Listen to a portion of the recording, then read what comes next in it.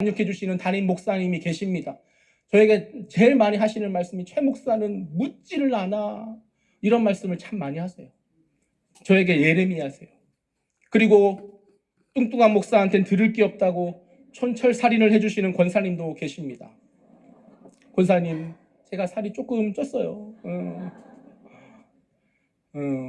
작년에 정지훈 목사님이 강단에서 요요가 올지어다 막 이렇게. 정지훈 목사님 기도의 능력이 있네요. 네. 제가 목자가 갓 됐을 때 저보다 연세가 조금 있으신 부목자님이 저한테 이렇게 한마디를 해주셨습니다. 아내를 사랑하지 않으면 목사가 아니다. 이런 말을 해주셨어요. 그 중에서도 제가 귀를 막고 듣지 않겠다고 무시한 그런 예레미야가 계십니다. 지금은 천국에 가신 저희 장인어른 아버님입니다. 저는 25살에 결혼을 했어요. 제가 처음 장인 어른을 뵀을 때 70대 중반에 낳으셨습니다. 처갓집에 가서 뵌 장인 어른의 모습은 인생의 여러 가지 실패를 경험하고 자녀들에게 수억 원의 빚을 남겨둔 채 부엌 끝에 작은 방에 자신만의 동굴을 가지고 사시는 그런 모습이었습니다. 그 방에는 겹겹이 쌓여지는 수많은 책과 본인만 누울 수 있는 침대와 작은 TV가 전부였어요. 하루 종일 방에서 책을 보시거나 신문 스크랩을 하시는 게 하루의 일과셨습니다. 식당에 가시면 고성을 지르거나 식당 아주머니들과 싸우는 일이 종종 많아서 가족들과 함께 나가지 않는 것이 이제 당연스러운 일이 되었습니다. 그도 그럴 것이 13살의 나이에 이북에서 홀로 내려와서 평생 외로움에 쌓여 사셨는데 그 외로움을 해결하려 여러 가지 인생을 살았지만 또 실패를 겪으면서 얼마나 마음이 굳게 되었겠습니까? 그것을 풀어보고자 또 인생을 증명하고 책도 읽으시고 자랑을 하지만 또 누가 또 들어주는 사람이 있겠습니까? 제가 처갓집에 가면 장인어른이 저를 항상 부르십니다. 그러면서 채소방 앉아봐. 그러면서 한 시간 정도 연설을 하세요. 책에서 보셨던 한국교회가 나아가야 될 길, 목사는 이래야 된다라는 이야기를 저한테 계속 하셨습니다. 근데 제 마음에는 이미 너무나도 인생의 실패를 맛보고 작은 동굴에 거하시는 아버님이 무시가 되는 거예요. 나에게 물려줄 것은 없거니와 빚을 갚아야 줘야 되는 이런 현상을 남겨준 아버님에 대한 무시와 원망이 제 마음을 가득 채우고 있어서 아버님이 뭐라고 말씀하시든 내가 듣지 않겠다는 마음이 더 많았습니다. 그렇게 아버님은 종종 만나면 기쁘게 저를 자신의 앞으로 초대했지만 저는 그 앞에 나아가서 듣는 척 연기를 했지만 14년 동안 정말 기억나는 것이 하나도 없는 것 같아요. 예레미야의 말을 듣지 않겠다고 작정한 남유다의 사람들처럼 내 안에 무시가 우상이 되고 내 안에 돈을 사랑하는 마음이 우상이 되고 차별이 우상이 되고 원망이 우상이 되어 완고한 마음이 제 마음을 사로잡았기 때문이에요. 저는 그럼에도 불구하고 그냥 당연한 거다라고 문제의식도 느끼지 못했습니다. 2020년 1월 88세의 나이에 고관절을 다치시면서 수술을 받지 못하고 이제 요양병원에 계시면서 몸이 쇠약해지셨습니다. 자녀들에게 참 많은 서운함을 그리고 많은 빚을 남겨주었지만 그래도 자녀들은 아버지가 구원받기를 위해서 기도했습니다. 평생 아버님은 13살에 내려오셨으니까 모든 가족을 다 놔두고 혼자만 내려오셨으니까 북에 계신 오마니를 그렇게 그리워하셨어요. 오마니, 네, 오마니 이러면서 일평생 오마니를 한번 보는 것이 소원이셨다고 말씀을 늘 하시는데 그러면서 금강산에도 몇 번 가시면서 그냥 이북 땅에 가신 것만으로 즐거워하셨었습니다. 자녀들이 예수 믿기를 간절히 바라는 기도와 바람과는 달리 아버님은 내가 예수가 길이요 진리인 것은 믿겠지만 생명인 것은 믿지 못하겠다라고 하셨습니다. 내가 평생 우리 오마니 만나는 것이 소원이었는데 만약 우리 오마니가 천국에 계시지 않으면 그것은 나에게 천국이 아니다. 이렇게 거절하셨어요. 그런 마음에 애통한 마음이 들었을까요?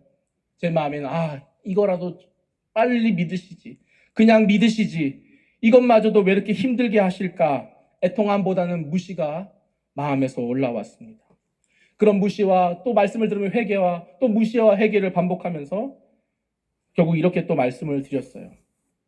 우리가 예수 믿고 교회를 다니는 것도 참 이렇게 우리가 결정한 게 아닌데 이렇게 될 줄 몰랐는데, 북한에도 지하교회가 있다고 하고 예수 믿는 사람이 그렇게 많다고 하는데, 혹 어머니께서 누군가에게 예수님을 듣고 천국에 가셨으면 어떻게 합니까?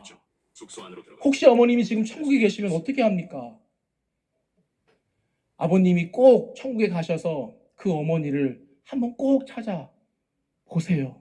이것이 성경적으로 맞다는 것을 떠나서 우리 아버님에게 그것이 복음으로 들렸습니다.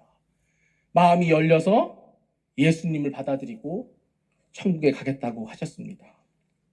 2020년 1월 6일 인종이 가까워서 온 가족이 모여서 제가 사위인데 목사라고 제가 말씀을 읽어드렸습니다. 아버님의 귓가에 이 말씀을 읽어드렸습니다. 누가복음 1장 77절, 주의 백성에게 그 죄사함으로 말미암는 구원을 알게 하리니 인 우리 하나님의 긍휼로 인함이라. 이로써 돕는 해가 위로부터 우리에게 임하여 어둠과 죽음의 그늘에 앉은 자에게 비치고 우리 발을 평강의 길로 인도하시리로다. 힘겹게 누워 계신 아버님 귀에 제가 아버님 평강의 길로 인도하시대요. 죄사함을 받고 천국문 앞에 서셨어요. 예수님의 이름으로 들어가신다는 것을 믿으세요? 라고 물었습니다. 그랬더니 아버님이 고개를 끄덕이시는 거예요. 그렇게 고개를 끄덕이시는 아버님을 둘러싼 우리 자녀들이 아버님 나중에 꼭 예수 믿고 다 천국에서 만나요. 아버님 먼저 가 계세요. 라고 인사를 하고 30분 후에 아버님이 소천하셨습니다. 제가 이렇게 길게 아버님에 대한 스토리를 이야기하는 것은 제가 예레미야에 대한 말씀을 묵상하면서 나는 14년 동안 아버님이 그렇게 많은 말씀을 하시는 그 앞에 앉아 있었지만 기억나는 것이 단 하나도 없는데, 아버님은 사위라고, 사위가 또 목사라고, 또 자녀들이 그렇게 기도하면서 바라니 아버님 천국문 앞에서 예수님의 이름으로 들어가세요. 아멘. 고개를 끄덕이신 그 아버님이 나보다 옳구나. 하나님이 보실 때에 누가 예레미야일까요? 제가 예레미야일까요? 아니면 저희 아버님이 예레미야일까요? 여러분에게 적용 질문 드리겠습니다. 내가 꿈꾸고 있는 여왕은 무엇입니까? 하나님이 나에게 보내신 예레미야는 누구입니까? 내 말을 증명하라고 헛맹세까지 하는 일은 또 무엇입니까?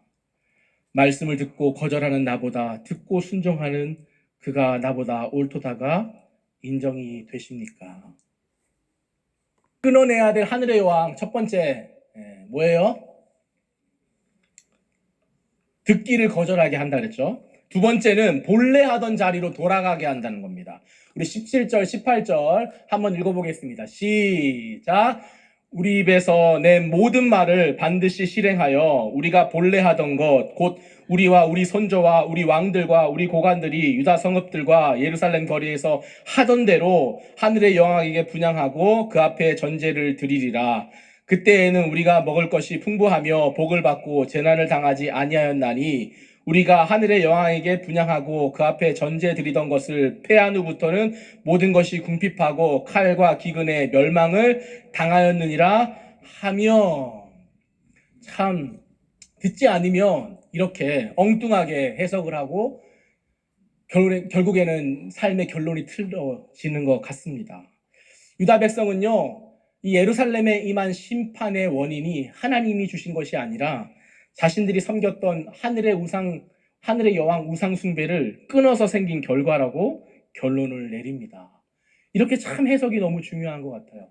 저와 여러분도 구속사를 모르고 인생을 어떻게 해석했습니까? 배우자가 배신하고 사업이 힘들어지고 자녀가 속을 썩이고 몸도 아파지는 가운데 내 인생 그냥 끝났구나, 망했구나, 나는 저주받았구나, 이혼 외에는 답이 없어, 죽을 것밖에 답이 없어 라는 결론을 내리지 않았습니까? 저도 행복을 목적을 두고 결혼했습니다. 20년 전에 제가 전도사 사역했는데요. 그때 사례비가 한 30만 원, 한 50만 원 잘 기억은 안 나는데, 그래서 아내가 직장을 다니니 아내랑 결혼을 하면 그래도 가장으로서 경제적인 부담은 좀 덜하겠다. 아내 덕을 보면 좀 그래도 살아갈 수 있겠다라고 제가 생각을 했습니다. 내가 가장이니까 내 가정을 책임져야지 이런 마음보다 그냥 아내가 조금 번이 아내 뒤에 숨어서 내가 그래도 좀 살아갈 수 있겠다 이런 생각을 하며 아내랑 결혼했습니다. 제가 이렇게 결혼했다고 하니까 많은 성도님들이 목사님 너무 쓰레기 아니에요? 이렇게 생각하시는 분들이 좀 있어서 그러니까 여러분 제가 아내를 사랑 안 한 게 아니에요. 사랑은 기본적으로 하고 그 위에 뭔가 너무 이기적이고 나만 생각하고 약간 그런 정말 이렇게 그런 정욕적인 게 있었다. 이걸 제가 이런 식으로 좀 표현한다는 걸 여러분 이해해 주시길 바랍니다. 예전에 제가 이렇게 얘기하니까 목사님 무슨 선 팔려가듯이 결혼에 팔려가신 거예요? 막 이렇게 돈을 쫓아가신 거예요? 쓰레기예요? 이렇게 얘기하는데 그게 아니라는 거 제가 좀 공식적인 자리에서 정정을 해드리는 바입니다. 네. 사랑했어요. 그런데 그 사랑이 전혀 믿지 못하는 표정으로 앉아 계시고 마음이 부담스럽습니다. 예. 돌이키겠습니다. 할렐루야. 네. 예. 말을 못 하겠네요. 사랑했어요. 예. 사랑해요. 예, 사랑해. 예. 그런데요, 참 이게 이기적인 사랑이었던 것 같아요. 이기적인. 그리고 저를 너무 사랑했던 것 같아요. 성경책에 손을 얹고 사역하고 평생 사역자의 가정으로 살 거라고도 생각을 했지만 돈 때문에 참 힘든 삶은 싫다 이런 생각을 했던 것 같습니다. 그래서 어쨌든 이렇게 둘이 마음 모아서 돈을 잘 모아서 유학을 가거나 나중에 그렇지 않으면 선교지라도 갈 수 있으면 좋겠다. 돈 때문에 사람들한테 자존심 상하는 말 듣지 않고 그냥 그렇게 좀 당당하게 살아야지 그런 생각이 제 안에 있었던 것 같습니다. 그런데 그게 무너져 버리니까 제 안에 어떻게 제 삶을 해석했겠습니까? 내가 결혼을 잘못했구나. 내가 결혼을 괜히 했구나. 내가 뭐 때문에 결혼했지? 마치 우상 숭배를 폐하는부터 궁핍해졌다고 해석한 그들처럼 결혼하면서부터 내 삶이 망가졌어라고 제가 그런 해석을 하고 있더라고요. 제가 우리들 교회 오기 전까지